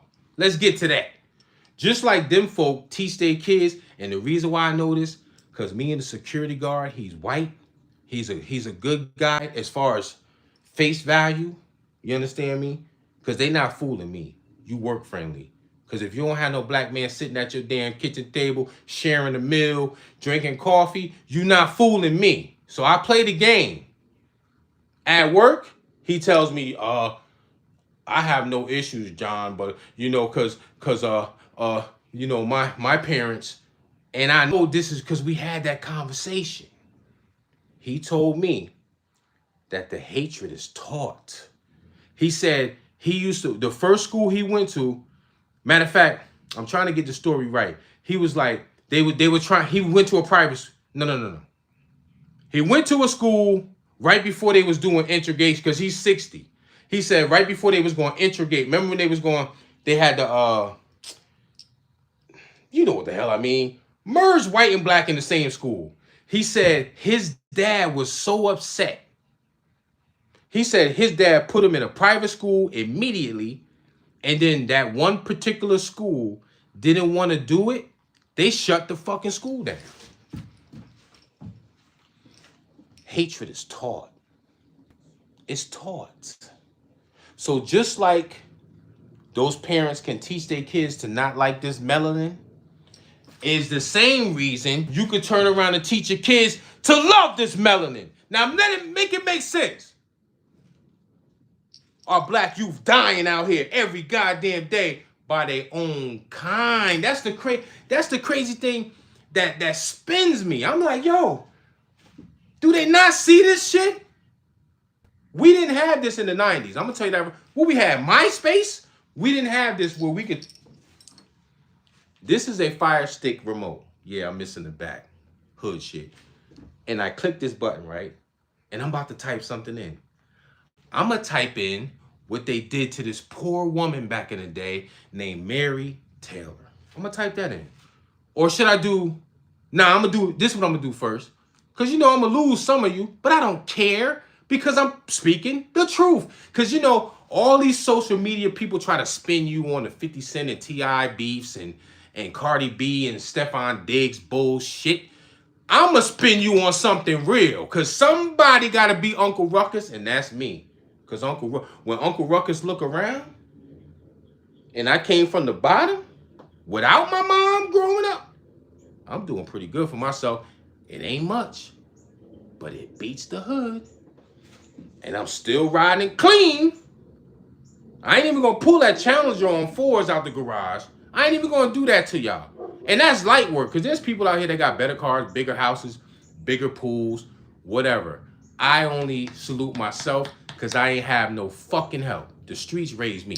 Now, anyways, so let me type in gator babies. Now, this is some demonic, sick shit for your ass. But they the real gangsters. They did it to us. You gotta salute. I don't care what the trolls say. I ain't read a comment yet because I'm preaching today. You heard? Whether you like it or not. Gator babies. Let's talk about it, man. These people used to put our babies, not our babies per se, but black babies at the creek tie their foot up to a log to trap an alligator, and the alligator come and eat the baby. Now, you listen, man. Listen. We didn't do that to their babies. We didn't do that to their babies. They did it to ours, though. I'm sorry it's taking too long, but I'm going to find it. Gator babies in Florida. Crazy. This is why it won't fucking... This is nasty work, man. Yeah, nasty work. I forgot to hit the space button because I'm so hype about it. Because y'all want to hear about sick shit? These people used to feed our black babies to alligators. Like, come make the... Yo. Let me breathe. Let me breathe, man. And I ain't learned this until I moved to the South. There's some serious blood that's been shedded in the South, man. Some serious things that have happened to our people in the South. Dick. Warning, this video may be sensitive. Soon as I typed it in, it popped right up. Unfortunate events happen Soon to as I black fucking men typed and it women in. during this. Make this shit make sense, man. I gotta get through the commercials first. The extra mile for when you need it. I gotta get through the commercials first. Soon as I typed in gator babies in Florida, if there was the first video in the lineup. Video may be sensitive to some viewers. Many unfortunate events happened to black men and women during the slave trade era. One of them was the use of their children as bait to catch alligators. Alligator bait, also known as gator bait, was said to have been practiced in the swamps of Florida and Louisiana during the 1800s and 1900s. Back then, alligator hunting was a profitable business, and the bodies of the alligators were used to make shoes, belts, bags, and other related items. As the Face-to-Face Africa website reports, some white hunters lost their arms and, in worse cases, lost their lives as they rustled the swampy waters at night attempting to attract alligators to the surface. Pictures, trinkets, and postcards were also sold to commemorate this dark, evil practice. Jim Crow Museum of Racist Memorabilia is often cited as a source of documentation because it contains artifacts and some other pieces of evidence of this gory act. Indeed, there is sufficient documentation to show that during the slave trade era, black babies were used as alligator bait. To buttress further claims that such a horrendous incident ever happened, there are different newspaper articles that have given credence to the actual occurrence of such dreadful act. For instance, in 1908, the Washington Times newspaper confirmed the existence of the gator bait in a tidal bait alligators with pickaninnies, where 2 black children had been used as bait for alligators. At that time, the New York Zoological Gardens zookeeper had sent 2 children to an enclosure with about 25 crocodiles and alligators. People watched as the hungry reptiles chased the children. A major reason for the use of black kids was because the zookeeper believed that the alligators had Epicurean fondness for the black man. While the infants played in the shallow water, the expert rifleman would watch from a concealment nearby. Sometimes, the children were tied near shorelines of marshes and rivers. Different accounts have been given of how the black baby's alligator chase actually happened. For instance, the Miami New Times reports that sometimes, the hunters would take the babies who were mostly mothers, while their mothers weren't watching or were working in the fields. Slaves that had babies were easily targeted. The children were used to lure alligators out of the swamp so that the hunters could kill the animals and use their skin for business. The reptiles had to be let out so that they could be seen.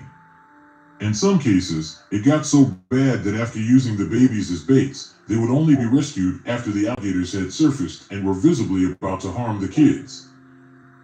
Some other stories have revealed that the mothers of the babies were paid about $2 for their children to be used to lure reptiles, and that no baby was hurt in the process. However, it is unthinkable that a mother would freely leave her offspring for such gory exercise. The gator bait story has been denied several times, but there are different oral accounts, publications, and documentaries that reveal its actual practice. was widely reported by the American press. The Chipley Chamber of Commerce once denied the story and said that it was a silly lie, false and absurd. Sadly, the callous abuse of these children was characterized in postcards and figurines. Many of these humorous postcards existed during the slave trade era. A candy manufacturer once created a distasteful advertisement that featured a hungry-looking alligator advancing toward... Let me stop it right there. Because I see some people up here. I know I'm not. Unless you one of them and you on here watching. I'm seeing laugh emojis. That's something to laugh about? That's how I know you a sick person. You laughing. That's a fucking postcard, genius. That is a postcard showing what they did to our kids back then. Our ancestors' kids back. That's a postcard, genius. And they also have postcards with somebody hanging. Like that's why I stay out the way. That's why I can't deal. Like how we the best, but the dumbest at the same fucking time. Like how we the best? We excel in sports. Michael Jordan, LeBron James, Steph Curry, football players, Lawrence Taylor, fucking what's the guy's name that had the kidney problem or whatever he had? Showtime. All that. We excel. We create music. And every fucking commercial, they got some kind of rap lingo to it. We created a lane for us to become millionaires. We did all this. But then the real history of the real gangsters, y'all don't feel a way? Y'all want to put laugh emojis on them kidnapping babies or persuading the slave, oh, I'll give you $2 if you let me use your baby for a little bit. To trap alligators, to wear your Gucci belts and your purses and your gators and all that type of shit. Y'all laughing about? That's how I know you're sick in the head. And you still, I know that's not laugh emojis. And guess what? Out of all this, God is going to deal with you at the end of the day. You know what I'm saying? I'm not going to laugh about something like that. I am not going to laugh about them using black babies to trap alligators. But guess what? All you gangsters up here that's laughing about it, right? They did it to your black ass. You ain't do it to them. So we all know who the real gang. Like I said, they the real gangsters on American soil. So you can keep laughing. Let me see, cause that shit is microscopic. Let me see. Oh shit. Ben Kleck said we doing Black History with Aries Spears. Ben Kleck, put a dick in your mouth. How about that? Go smoke some crack. Thank you, Angie Gomes. People are sick. Like that's some sick. How do you feed?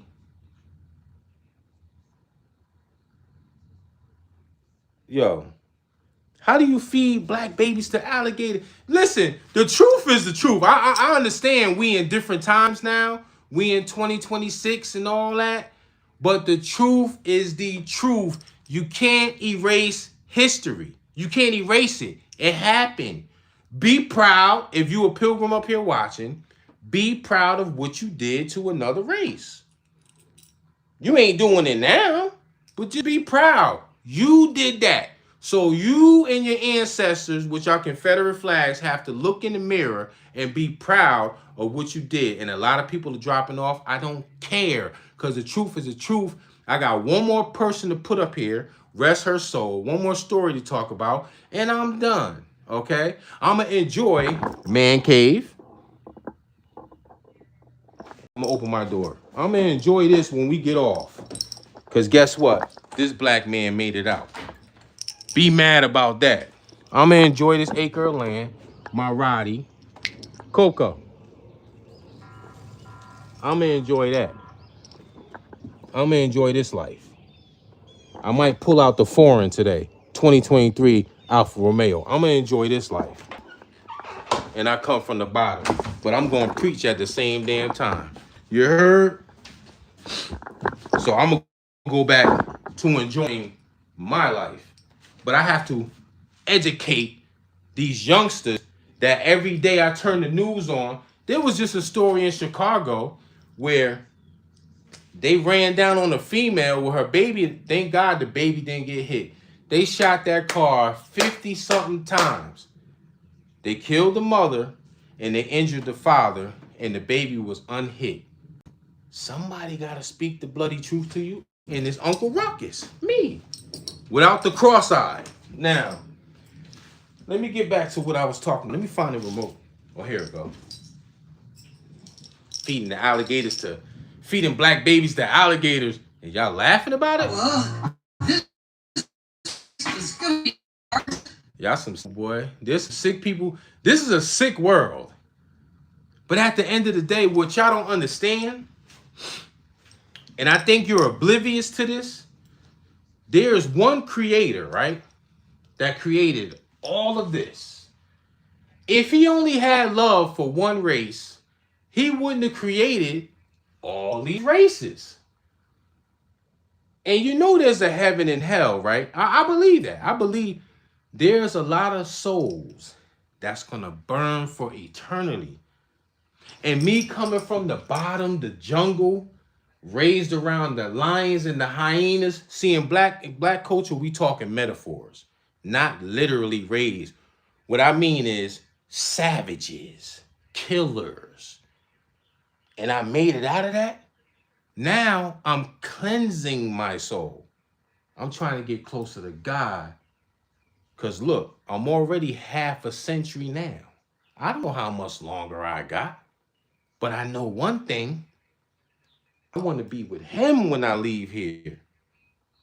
I done sold poison. I never used drugs. I sold the drugs. I did everything. I done shot guns. I done did all that. I've been free from that environment for 14 years. See, this is what those people don't go through. Because most of them is raised in a neighborhood like this. Like I said, my neighbor next door is white. This is all they know. They don't know what it's like to be in that environment. When as soon as you come outside, you gotta be on go time. You gotta be ready. Because it might be that robber standing over there. It might be your op over there. That crooked cop over there. Just that city element. And I'm from the biggest metropolis on American soil. We got 5 boroughs of trenches, blocks, hoods, alleys, just filth, trash, loud ass train, all that. People don't sleep 24/7. New York gets busy. That's where I'm from. So when you leave that environment and you come down here, as soon as I come outside, all you hear, I'm like, damn, this is how they was raised? I'm like, wow, imagine if I was raised here and I ain't have to deal with that element. I'd probably be real successful. You know what I'm saying? And then you wonder why. Let me break something else down to you. You wonder why, say this person here becomes a cop. And this is all he knows. But he has to go to the inner city of Atlanta and patrol it. Why do you think he's so scared? And he ready to pop you if something don't seem right? Because he's not raised in that environment. But if I became a cop, I'ma know just off your energy. Okay, I ain't gotta pull out my weapon. Okay, let's talk, blah, blah, blah. Then you wonder why they smoke your heels so fast, because they scared. They're not used to seeing us in that environment. They think everybody is a criminal. That's why they blow your head off before they can even know that it's a simple traffic stop. You might have had a blunt in the car, but because you move too much, bah, bah, bah, bah. Why do you think they keep killing you? Because they grow up like this. They don't understand the psyche of being in our environment. This shit is big, man. The game is rigged. All I know is, this is what you have to do. You have to pray every day and make sure that your family is good. That's the best advice I could give anybody that's from the black community. Because this ish is never going to change. No matter how much history I put on this screen for you to see, and then they're narrating the stories, it's never going to change. So look, me, wifey, daughters, licensed firearms, 2 large breeds that will attack your ass. Yes. Okay. Cameras all around my house. You just got to protect yourself. Because we in a crazy fucking world. And that's it. Because no matter how much history I put up here, these YNs ain't going to listen. They still going to blow each other's tops off. Even though that race, they did it to us for 400 years, man. It's sad. I understand it. So now that I understand it, I know the truth. And when you know the truth, you move different. You know what I mean? It's all here. But I got one more story to talk about. And I'm going to get off here because I went way past my time. I ain't even eat my breakfast. This shit pop. Yo, right up. This is crazy. Look what they did to this one. This one right here, I ain't going to cry today. But when I first seen this shit, it made me tear up of anger, man. This shit is sick. But they did this. They did this. They fucking did this, man. This story right here. Let me go to, it's only 4 minutes long and I think they go through it. This is some sick shit. This is the spot of the lynching of Mary Turner. In southern Georgia during the early spring, on the evening of May... You heard what he said, right? Southern Georgia. I reside in Georgia. 16th, 1918. A white plantation owner by the name of Hampton Smith was found murdered by the age of 25. Smith was known for abusing and beating his workers, and for bailing people out of jail, and having them work off their debt in his fields. Immediately drawing of Hampton's property, also known as Old Joy's Place, were targeted once. Within the list of 13 suspects was a man named Hayes Turner. Born in 1892, Hayes Turner was a 19-year-old farm laborer who was married to a young woman named Mary Hattie Graham. Taking her married name of Turner, Mary was 8 months pregnant at the time of Hampton Smith's killing, and the couple knew all too well about the dangers they now face for simply being black. Within just 3 days of Smith's untimely death, Hayes Turner was one of many who were captured by police and arrested as a suspect. Little did Turner know that a plantation worker named Sidney Johnson was already being looked at as the main suspect, not Turner. Sidney Johnson, a black man working to pay a legal fee for rolling dice, confessed to killing Mr. Smith during a quarrel about being overworked. Police officers killed Mr. Johnson in a shootout. Hayes Turner was questioned and kept in county jail for further investigation. That was until the sheriff decided Turner might be more safe from the town's angry mob if he was taken to a neighboring city and held in custody there.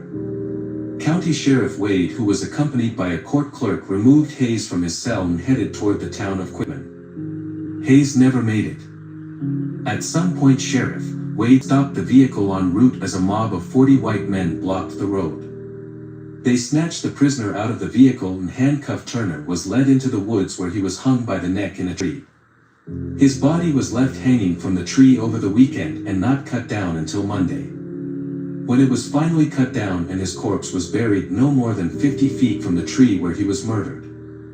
Already distraught over the arrest of her husband while she was pregnant and close to her delivery date, Hayes Turner's wife Mary was traumatized the following day when she heard her husband had been lynched.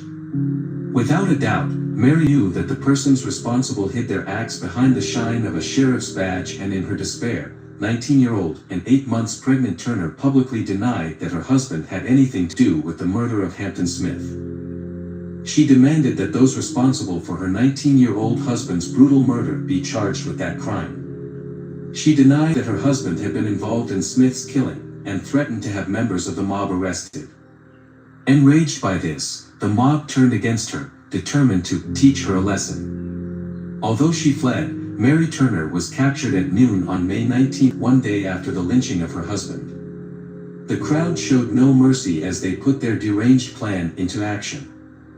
First, the crowd of white mobsters took her to the bank in Brooks County near Folsom Bridge. A tree hung just over the water on banks, and that's where they decided to throw their rope. Mary Turner was tied and hung upside down by the ankles, her clothes soaked with gasoline, and burned from her body. Her belly was slit open with a knife like those used in splitting hogs. Her unborn babe fell to the ground and gave 2 feeble cries. Its head was crushed by a member of the mob with his heel, and the crowd shot hundreds of bullets into Turner's body. Mary Turner was cut down and buried with her child near the tree, with a whiskey bottle marking the grave. Although local officials were given the names of instigators and 15 specific participants, no one was ever charged or convicted of the murders.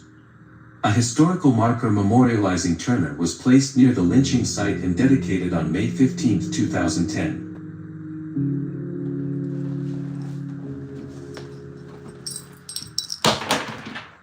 Man, fuck y'all motherfuckers, man. Every time.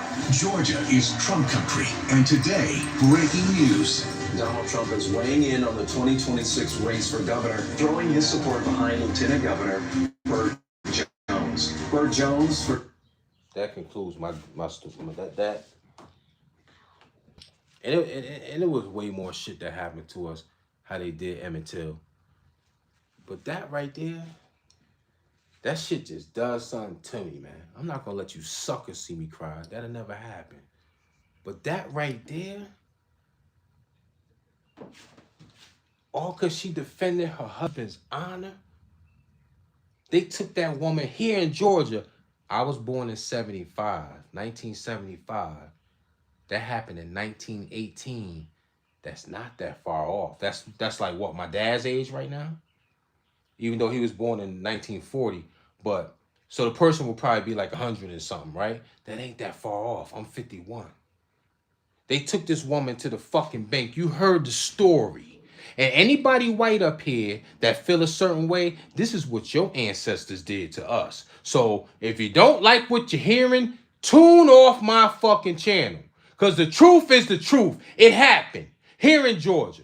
Now, anyways, they took this woman to the banks. A tree hung over the water. You heard what he said. They hung her upside down. They doused her body with gasoline. Can you imagine being burnt alive? Burnt alive. They said they burnt the clothes off this woman, man. Then they took a knife. She was 8 months pregnant. 1 more month. Premature. She could pop out right then and there. 1 more month. That's a full-term baby. They cut the fucking baby out her stomach, bro. It fell and hit the ground, gave 2 cries. They stomped on the baby's head. Then they shot her body up 100 fucking times.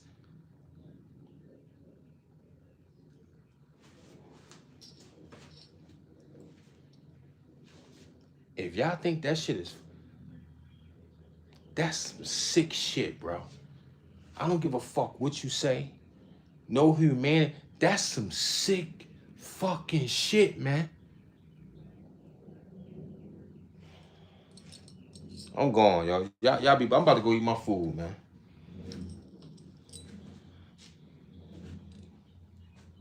That shit is crazy. They burnt the clothes off this woman, bro. And it was so many other stories that have happened, but that one right there, how you do that to a woman, man? They burnt the clothes. If you don't think they the real gangsters on American soil, I don't know what to tell you, man. Let me see these comments. Okay, Jimmy said he white and he proud. Well, guess what, Jimmy? Be proud on your way to hell, because that's where you're going. If you think some shit like that, it's supposed to be cheered on. So Jimmy, 534, Your ass gonna burn in hell with the rest of your ancestors that think that that shit right there is cool. How would you feel if we took your Barbie and hung her upside down and cut her fucking baby out her stomach and burnt the clothes off her and shot her body up 100 times? Y'all some sick ass people on this in this world, and God gonna deal with you. Cause when your soul burns for eternity, that's on you. If you think and you're less of a human if you think that shit right there was a right thing to do. What it said, nonfiction? Suck my dick. Put my whole dick in your mouth. Talking about shut the fuck up. That's all these, and I love this because this shows these racist motherfuckers that's coming in here saying what they saying when I just showed you something that they did to a female and an unborn fetus. You heard? An unborn child, and y'all cheering it on?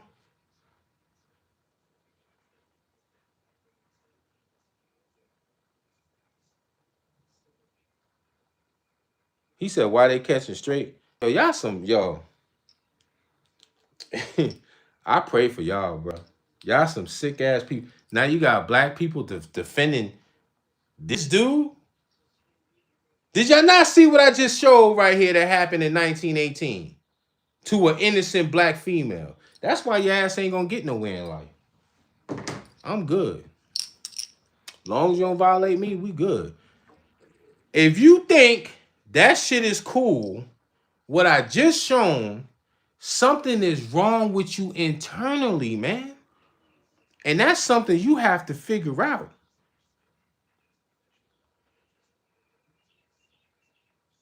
Now Jimmy trying to say he loved black people. So if you love black people, Jimmy, you would have said, okay, I know I didn't do it, but for what these ancestors did, that was some sick shit. I'm still stuck on feeding the babies to alligators. Y'all won. I ain't gonna give, I give it to you. Y'all the most gangsterous people on American soil. Black people not gangster, they stupid. They stupid. Y'all the real gangsters. Y'all stole everything to get ahead. You cheated to get ahead. You killed off the Indians and took their land and created Thanksgiving. And the whole time, my dumb ass is celebrating Thanksgiving, eating turkey and shit. And the real Thanksgiving is y'all tricked them, killed their ass off, and took their land. Let's make the truth the truth. Let's call it a spade a fucking spade. Because I like to tell the truth.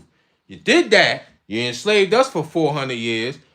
Then we had the Jim Crow era, segregation, all that, no equal rights, systemic racism, redlining, can't buy a home in certain areas. Y'all won. Salute.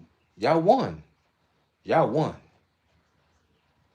Then the puppet masters, y'all created to where black people kill each other. Now that's genius. I take my hat off to y'all. But there's one thing about this one right here. If you violate, I'ma demonstrate. That's on my mother's dead soul. I ain't racist at all. I'm cool with who's cool with me. Period. Across the board. I'm a different breed.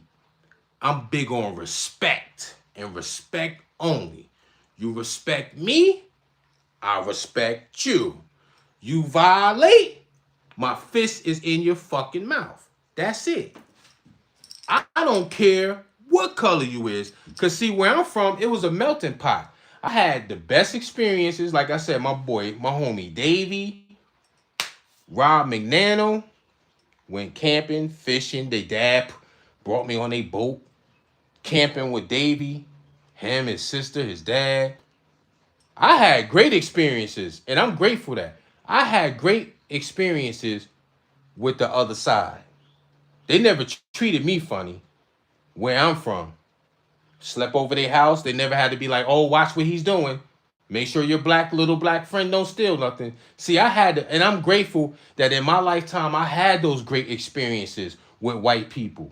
So it ain't about a race thing, because I'm worried about my own kind. I ain't got to worry about homeboy next door. We had this house since 2021. Never had a problem out of homeboy next door. Only problem we had was here in Georgia, you could burn on your property. He was burning a little too close, and them ashes was flying over. That's the only and we had to call the fire department. That's the only problem I had. You understand me? So for all the white people up here, I don't have a problem with y'all. I have a problem with my own kind. So y'all safe. Y'all in the safe zone. Y'all can have y'all Confederate flag. Y'all can do whatever y'all do. But you're not going to disrespect me in my face, because I stand on my square. I'll go out on my shield. I'm a different fucking breed. I promise you. Long as you don't violate them 5 in that house, because my daughter came to visit. She got her own place in Marietta. Long as you don't violate them 5, we good. I got to worry about my own. I got a bigger fish to fry. So this ain't a race thing, but I had to educate my people. So if you got a problem with me showing what your people did to my people, then you shouldn't be on my fucking handle. You shouldn't be on my channel if you can't take the truth. Because guess who knows the real truth? That invisible God we got that we never seen. And that's where all your ancestors that did all that shit back then, they all burning in hell. You think for a second that God said, okay, I watched you feed these black babies to alligators. I watched you lynch and terrorize and massacre and do all this stuff for 400 years, slavery, pick cotton, systematic racism, all this shit. You think God let them in heaven? White man? Well, I got news for you. You think what they did to Emmett Till, God said, because you repent, I'm going to let you in the skies? That's the funny thing about it. Us as humans, we do all this stuff and we do this and that. But when you got to answer to God, your ass is going to hell. You hear me? You think the people that hung that lady from the tree and burnt the clothes off her and shot her up 100 times and cut the baby out her stomach, you think they went to heaven? Do you really think they went to heaven? That's the funny thing about it. Y'all got away with it down here. But when you leave this earth, you know, like when your soul leaves your body, God said, send his ass to hell. So, call it what you want. This, like I said, this ain't a race thing. I'm educating my people. I'm showing them what your people did to my people. So you can't be upset. You can't be up. Why would you be mad? Y'all won. You enslaved a whole nother race for 400 years. Y'all won. So there's nothing to be mad about. Be proud with your heritage and your Confederate flag. But just know that in 2026, we all can. So, I mean, if you violate, I'm going to demonstrate. And y'all be blessed. I'm about to enjoy my pancakes and watch some TV. Thank you for all the trolls. Subscribe to the channel. We will have more content and more dialogue. For the white people, you're probably not going to tune in because a lot of times I'm talking about my own people. So a lot of stuff that I talk about, y'all not even into. Because I don't talk about country boots and all that type of shit. I talk about black people stuff. So you don't have to tune in. You don't have to subscribe because you're not going to be entertained because it's stuff that you're not even into. And I salute y'all. Y'all go fishing. Y'all go mud bogging. I want to do some white people stuff. So if there's some white people up here and you're cool, invite me to you go hunting with you. I want to do some white people stuff. I don't even want to be with my own kind because they don't know how to act. So anybody white up here, take me hunting or something. Now, I done pop some guns in different ways, but I want to know how to hunt a deer. I want to know how to cut a deer open and do some deer shit. I want to go fishing. Anybody white, reach out to JCast. Let's have a good time. Because I don't see color. I see respect. And I'm fucking gone. Now, y'all have a blessed Sunday. Be blessed. Be safe. Wait, hold on. Let me read this last comment because somebody said something slick.